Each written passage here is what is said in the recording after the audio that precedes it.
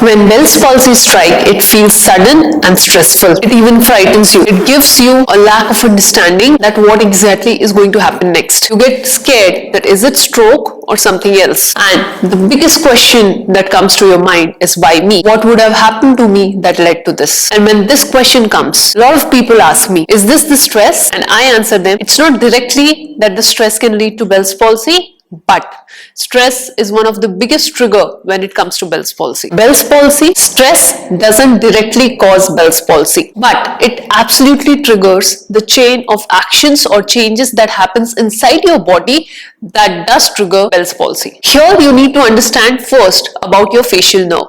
Your facial nerve is a delicate structure that starts from your brain. This is a high priority nerve as it is responsible for all your facial movement that are responsible for your communication, or else you can say expressions. This facial nerve is also responsible for your taste sensation in the front part of your tongue, your salivation and the tears that comes out of your eyes. And to an extent, it's also responsible for your hearing. This nerve leaves the brain and from there, it travels through a narrow canal inside your ear. This is like a bony tunnel from where this tube-like structure is going to pass, which will carry all the information from your brain and will bring it to your facial muscles, which will make sure that you communicate in the right way. From your smile to your blink to all of your facial expressions, they are controlled by your facial nerve. Because of this tight space from where this nerve has to pass, even a small or mildest amount of swelling can create a big problem. Now let's talk about stress. When you are under pressure, your body will shift from a relaxed state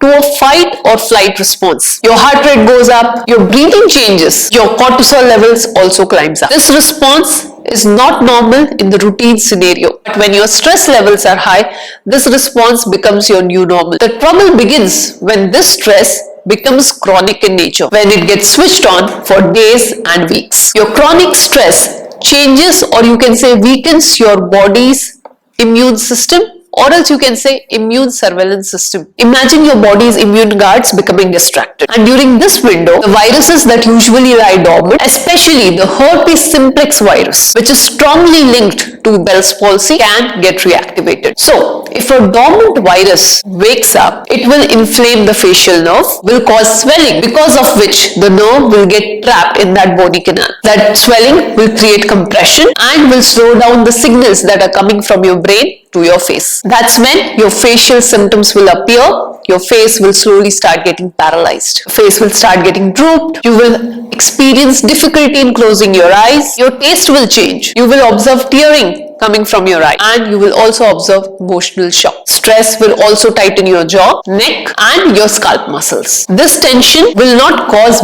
Bell's palsy but will impact the recovery of your Bell's palsy. If your neck is tight, if your jaw is tight, if your scalp is tight, it is going to create unnecessary pull on your facial muscles, increasing the droopiness, making your facial movements more difficult than usual. It will create an overload in an already stressed out system. It will make your early symptoms feel worse and will delay your body's natural healing process. So, in short, stress, even though directly not responsible for your Bell's palsy, has a significant impact on your Bell's palsy triggers. It will lead to immune dip, will create virus reactivation, will lead to nerve inflammation, eventually facial paralysis. So the idea is, try to minimize your stress as much as possible, not only when you have developed Bell's palsy, but in general in your life. Because stress creates a lot of harm to you inside your body, which sometimes goes beyond your control. So if you want to know what are the ways in which you can delay or prevent stress issues,